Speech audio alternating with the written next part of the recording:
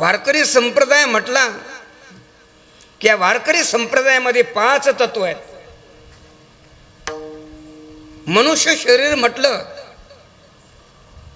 की 5 ज्ञानेंद्रिय, मनुष्य शरीर म्हटलं की 5 कर्मेंद्रिय, मनुष्य शरीर म्हटलं की 5 कोश. असा त्याला 5 संबंध आहे. तद्वत वारकरी संप्रदाय म्हटला की आपल्या वारकरी संप्रदायामध्ये 5 तत्व आहेत. ते 5 तत्व मी विवेचन करणार आहे. भक्ती, ज्ञान, वैराग्य, शांती आणि निष्ठा. हे 5 तत्वाचं विवेचन करणार आणि तुम्हाला झोपायला सुट्टी देणार. पहिलं तत्व कोणतं मी प्रतिपादन केलं? बोला ना. पहिलं तत्व कोणतं मी मांडलं तुमच्या पुढे? भक्ती. आता भक्ती म्हटल्यानंतर जे आपल्या संप्रदायाचे संत होऊन गेलेत त्या सर्व संतांकडे आहे, परंतु विशेषत्वाने एका तत्वामध्ये संतांची प्रसिद्धी आहे. तर भक्ती म्हटल्यानंतर कोणत्या संतांकडे निर्देश केला जातो?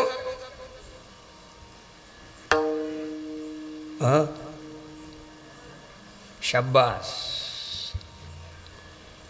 बाकीच्या संतांकडे आहे भक्ती, परंतु विशेषत्वाने नामदेव महाराजांची योग्यता, नामदेव महाराजांचा अधिकार, वारकरी संप्रदायाची पताका पंजाब पर्यंत फडकावली. असे भगवान पंढरीश परमात्म्याचे लढीवाळ भक्त म्हणजे श्री संत नामदेव महाराज. त्या नामदेव महाराजांनी देवाला जेवू घालावं. आता माझ्या प्रिय श्रोत्यांनो, तुम्ही देखील तुमच्या नातवाला सांगतात देवाला नैवेद्य. काय म्हणतात तुम्ही तुमच्या नातवाकडे नैवेद्य दिल्यानंतर? देवाला नैवेद्य दाखव ना. पण एक नैवेद्य दाखवण्याची देखील इतकी अतिशय चुकीची पद्धत आहे. प्रामाणिकपणाने सांगा, नैवेद्य म्हटल्यानंतर केवढा असतो नैवेद्य? अगदी हाताच्या तळ हातात एवढली चांदकी,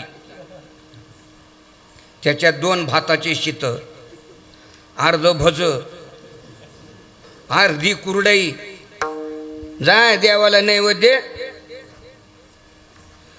कल्पना करा, आजपासून माझ्या संकीर्तनातून देवाला कशा पद्धतीने नैवेद्य दाखवायचा.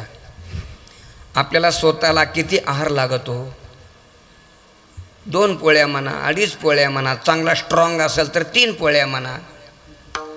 त्या पद्धतीनं 2 पोळ्या ताटात घ्यायच्या, 2 डिशामध्ये वरण भाजी घ्यायची आणि देवापुढे ठेवायचा आणि वासुकी काढायचा. केशवाय नमः, माधवाय नमः. देवाला नैवेद्य दाखवित असताना अशा पद्धतीनं नैवेद्य दाखवा. उद्यापासून ही एवढी चांदकी घेऊन तशी देवाला दाखवू नका. अशा नामदेव महाराजांची भक्ती म्हटल्याच्या नंतर त्या नामदेव महाराजांच्या कीर्तनामध्ये भगवान नाचायचा.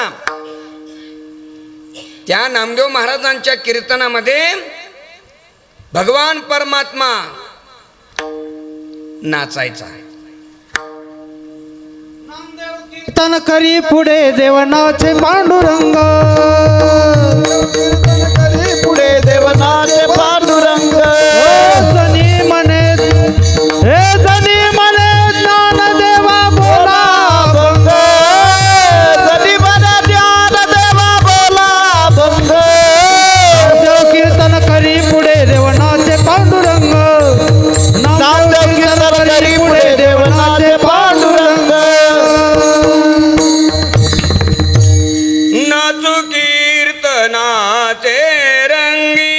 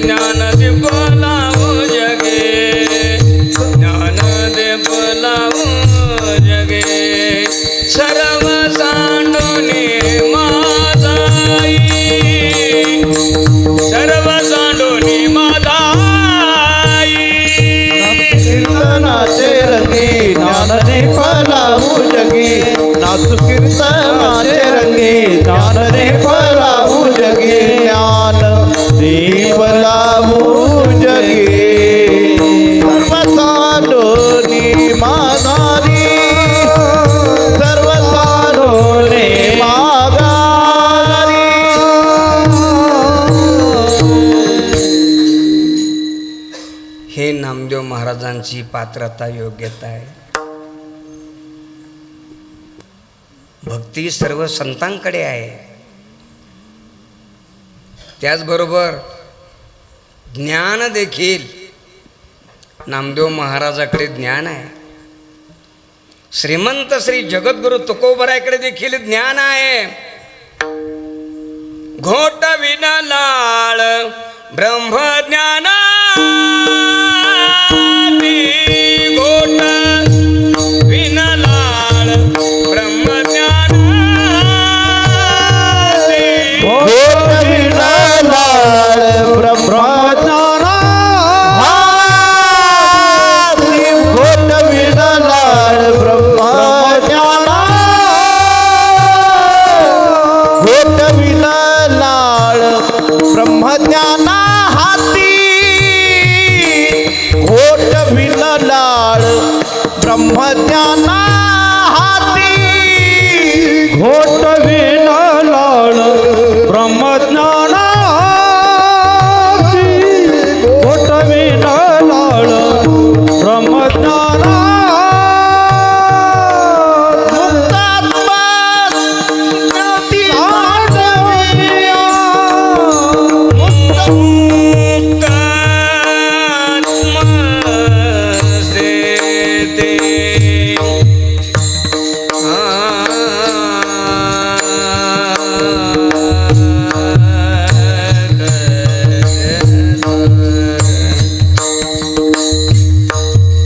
जगद्गुरु तुकोबरांच्या ज्ञानाची उंची या प्रमाणातून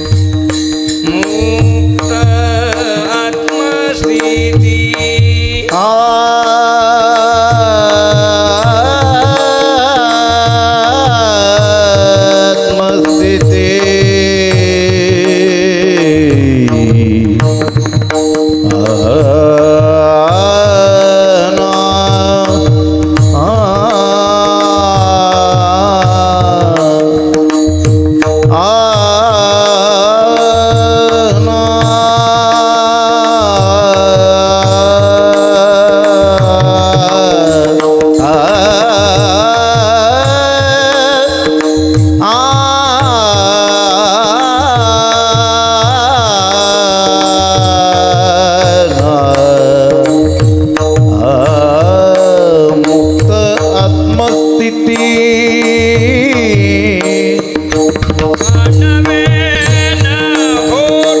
विनलाळ ब्रह्मज्ञान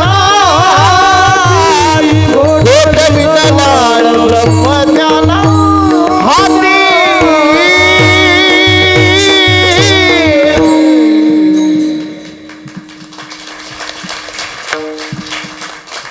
तुकोबरांची ही ज्ञानाची उंची आहे. तुकोबरायाकडे शांती देखील आहे.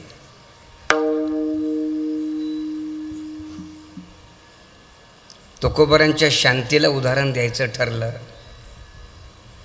तर तुकोबराया एका दाम्पत्याकडे गेलेले आहेत. 12 बंडी काढलेली आहे. आपली पगडी ठेवली. तुकोबराया बाथरूममध्ये गेले. ज्या त्या बाईनं अतिशय गरम गरम पाणी तुकोबरायांच्या अंगावरती ओतलं. त्यावेळेस महाराजांच्या मुखातले उद्गार बाहेर पडले. जळे माझी काया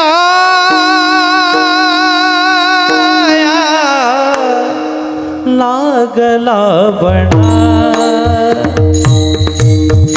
जळे माझी काया लागला वनवा काया लागला वनवा जळे माझी काया लागला वनवा तावरे केशवा माया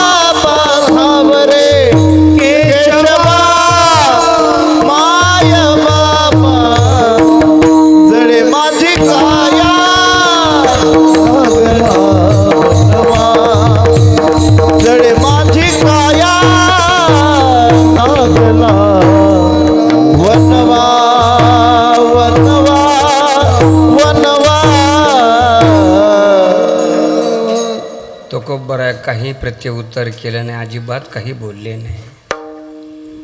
तुकोबऱ्यांच्या शांतीला देखील माझ्याकडे भरपूर उदाहरण आहे, पण माझं घड्याळ बरंचसं पुढं चाललं आहे. टायमिंगमध्ये सोडायचे, मला प्रवास करायचा आहे. तर तुकोबरायांकडे 14 टाळकऱ्यापैकी एक टाळकरी म्हणजे मंबाजी बुवा. मंबाजी बुवानी तुकोबरायांना मारावं. ज्या दिवशी तुकोबरायांचं कीर्तन असेल त्यावेळी तुकोबरायांच्या टाळकऱ्यामध्ये मंबाजी बुवा दिसले नाही. कीर्तन आटोपल्याच्या नंतर मंबाजी बुवाच्या घरी गेले. मंबाजी बुवा, मला मारून मारून तुमचे हात दुखत असतील नाही का? हात चपून देऊ का तुमची जराची? हे तुकोबरायांच्या जीवनातली काय आहे? शांती. भरपूर उदाहरण आहेत. मला एवढाच मुद्दा प्रतिपादन करायचा आहे. सर्व संतांकडे ज्ञान आहे, भक्ती आहे, पण विशेषत्वाने एका एका तत्वामध्ये संतांची प्रसिद्धी आहे. आज मी ज्यांच्या प्राणांगणामध्ये संकीर्तन करत आहे, प्रातस्मरणीय ब्रह्मलीन गुरुवरे भीमसिंग बाबा. भगवान बाबांना मी बघितलं नाही, भाऊंना मी बघितलं नाही, पण भीमसिंग बाबांच्या कीर्तनामध्ये मी मृदंग वाजवलेला आहे. मी गायन केलेलं आहे त्यांच्या कीर्तनामध्ये. म्हणून माझं सद्भाग्य आहे, माझ्या सन्मित्रांनी मला सेवेचा संधीचा योग दिला. खूप दिवसांनी बाबांच्या चरणी सेवा करण्याचा योग प्राप्त झाला. विषयाचं सूत्र असं आहे, माझ्या जमलेले प्रिय श्रोत्यांनो, जी एका एका संतांमध्ये प्रसिद्धी आहे, भक्ती, ज्ञान. ज्ञान म्हटल्यानंतर ज्या संतांकडे विशेषत्वाने तत्व आहे, तर ज्ञान म्हटल्यानंतर कोणाकडे बोट केलं जातं? ज्ञानाचा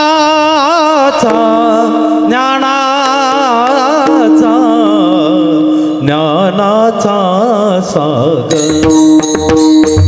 ज्ञानाचा ज्ञानाचा सागर. ज्ञानाचा ज्ञानाचा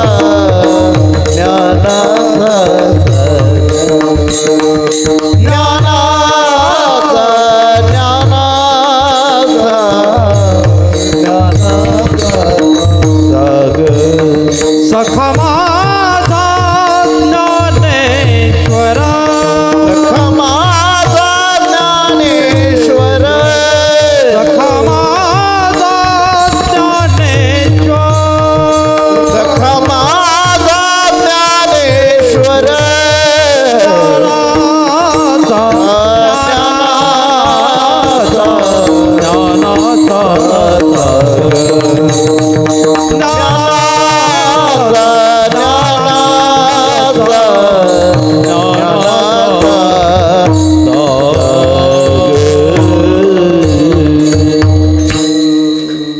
माझ्या महाराजाने मला समर्पक प्रमाण दिलं.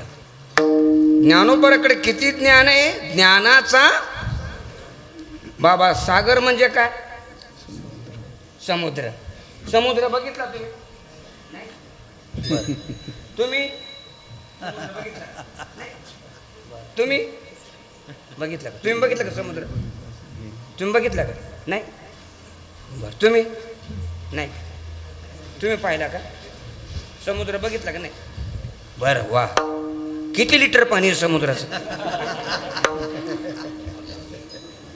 किती लिटर आहे? हां, त्याचं उत्तर हे अबबबबबबब. मृदंग वाजवा. किती पाणी आहे समुद्राचं? वाजवा ना. अबबबबब. ते अबबबबब. जमलं, आपली सोयरीक जुळायचा समुद्र. एवढं समुद्राचं पाणी आहे. ज्ञानोबराकडे किती ज्ञान आहे? ज्ञान यांचा शिरोमणी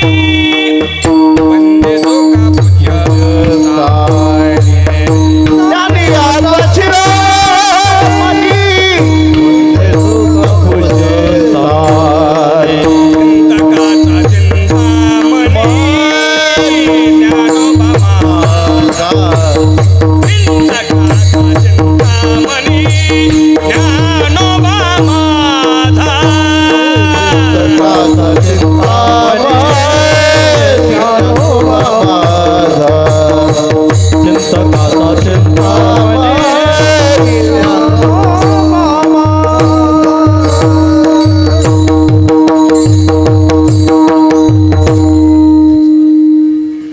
ऐके गा ज्ञान चक्रवर्ती तू तव ज्ञानाचीच मूर्ती.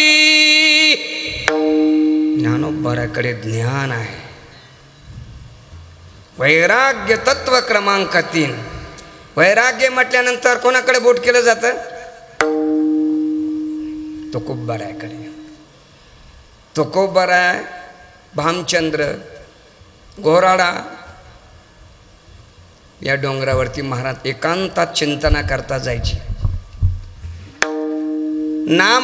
नामचिंतन करण्याकरता जायचे. आणि जिजामाऊलींनी त्यांचा जेवणाचा डबा घेऊन जात होत्या. ऐका जर लक्षपूर्वक. तुकोबारांनी भजन करावं म्हणून जिजामाऊली जेवणाचा डबा घेऊन जायची.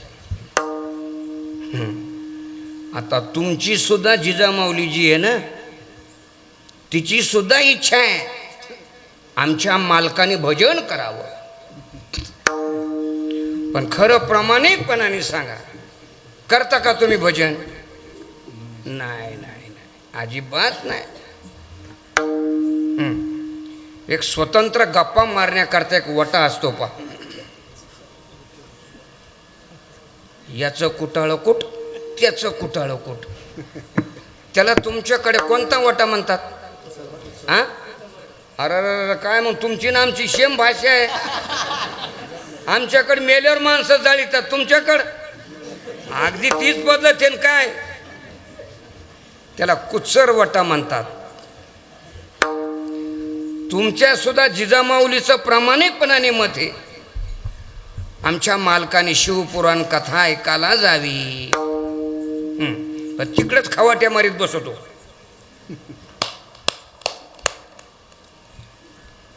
इकडे येणारच नाही.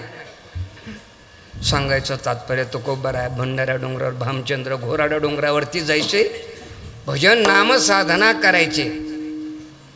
आणि भंडारा डोंगरावरती गेल्यानंतर एक स्वरूपवान स्त्री तुकोबारायांकडे गेली. महाराज, तारुण्य आहे, एकांत आहे, तुम्ही माझ्यासाठी वशकरण व्हा. त्यावेळेस हे माते, जाईओ तो माते न करी जायास, जाईओ तो माते न करी जायास, जाईओ तो माते न करी जायास, जाईओ तो माते न करी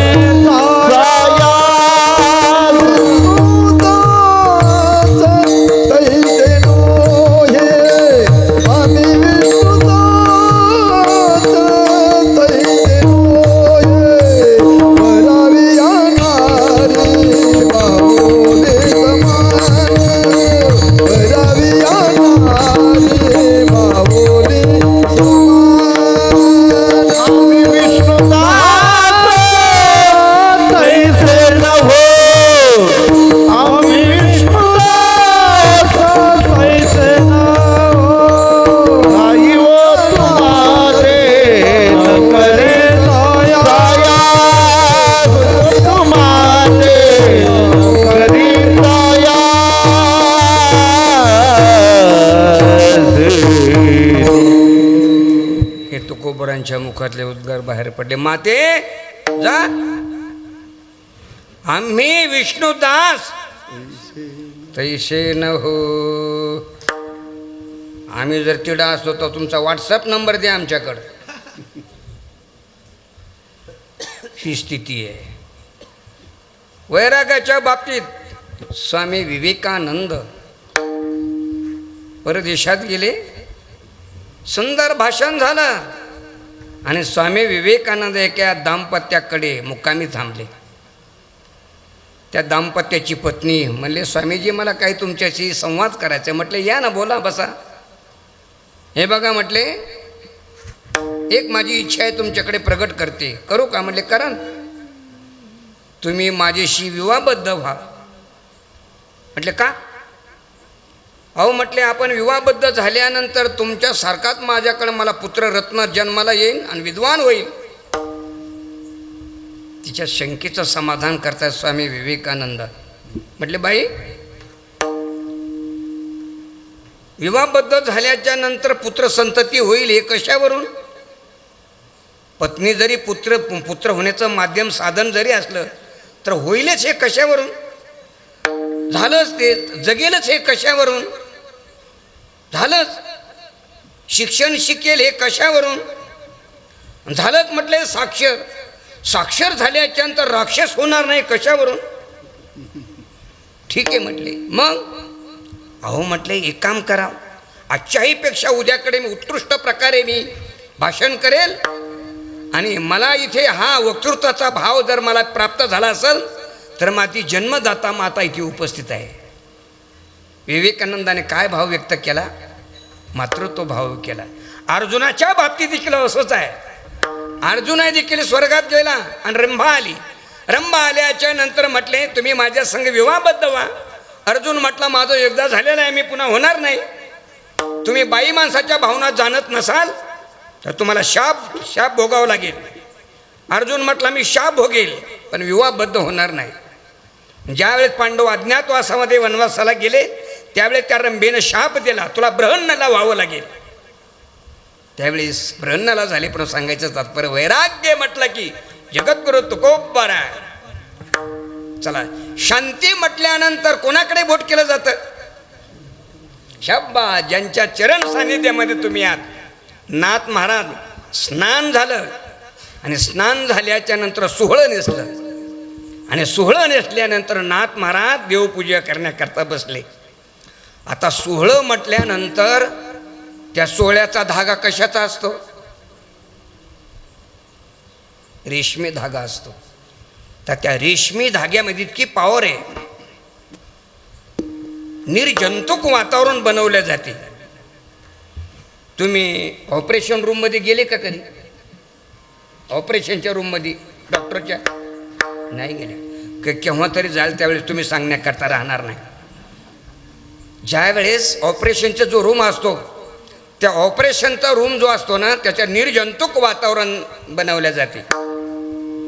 बाहेरचे शस्त्र मधी चालत नाहीत, मधले शस्त्र बाहेर चालत नाही, बाहेरचे वस्त्र मधी चालत नाहीत. निर्जंतुक वातावरण बनवलं जाते. नाथ महाराज सोहळं नेसून देवपूजा करण्याकरता बसलेले आहेत. म्हणून आपणही देखील सोहळ्यामध्ये पूजा केली पाहिजे. आता एखाद्या व्यक्तीला जर माझा उपदेश झाला तर उद्याकडे सोहळं नेसणार आणि बाबाला स्नान घालण्याकरता येणार, किंवा मारुतीला म्हणा शंकराच्या मंदिरात म्हणा स्नान घालण्याकरता सोहळं नेसवणार. तर त्याच्यावर वट्यावर बसलेले माणसं त्याबद्दल काय उद्गार काढतात? करून करून भागले आणि मनानं तुमच्या पाठ नाही का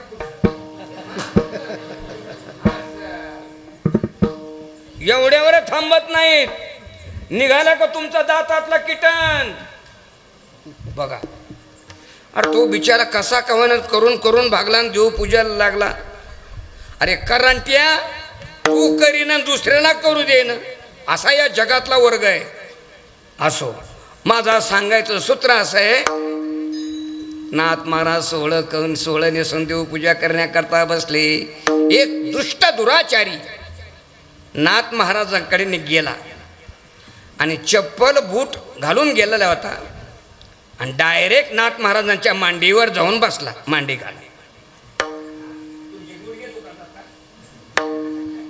पेश बसावं असं कीर्तनामध्ये प्रसन्न बसावं. याशी चूल मांडायची आणि त्याच्यावर पातेलं ठेवायचं. ठला विठ्ठला विठ्ठला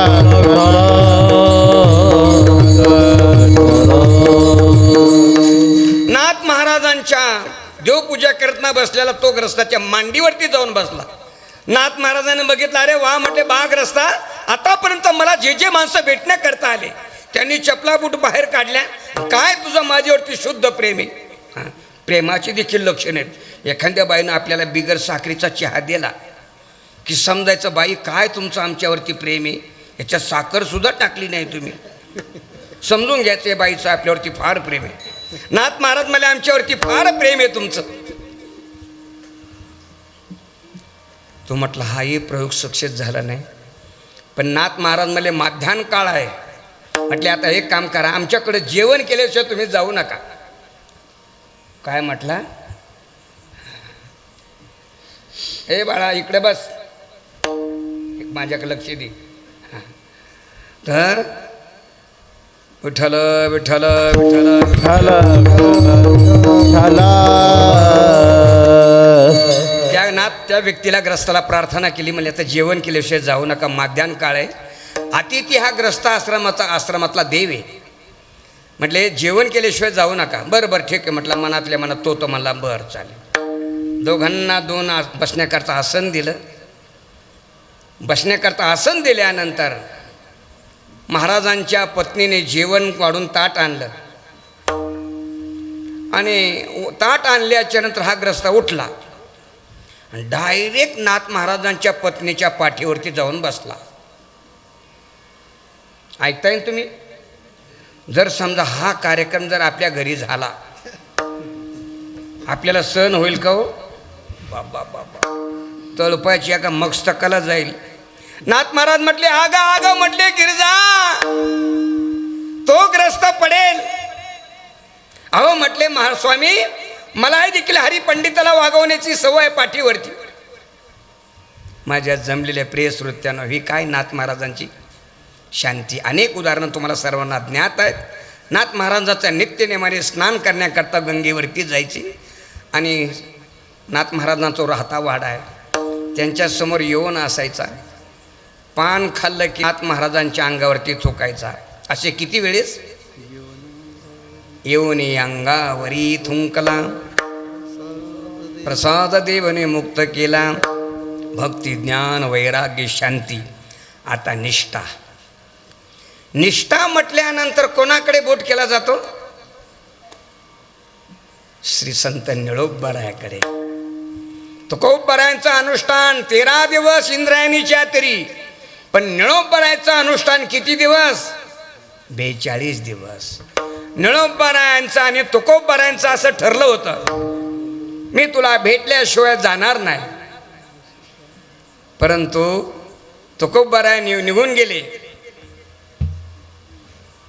निघून गेल्यानंतर निळोबरायाने अनुष्ठान मांडलं. अन्न नाही पाणी नाही. अखिल कोट ब्रह्मांड चालक. 42व्या दिवशी भगवान प्रगट झाले. निळोबा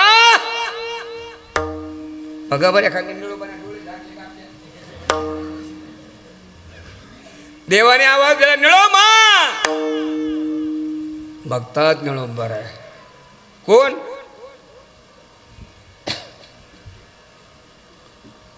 तुझ्यासाठी मी अनुष्ठान बसलं मी केलं चालवलं नाही. तुला बोलवलं की मी तुझं लागी बोलावी कोणी पाठीला वासोनी आला ती का पाठीला वासो. तुझं लागी बोलावी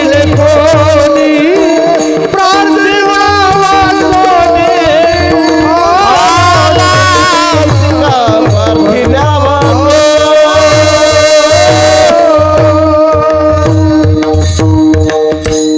इथे तुझं लागी बोलाविले कोणी प्रार्थिल्या वाचोनी आला शिका तैशा परी आम्हा नाही बा संकट. अरे आमच्यावर प्रल्हादासारखं आमच्यावरती संकट नाही. का आला तू? माणसाला बोलावणं असलं तरच जावं आणि बोलावलं नसलं तर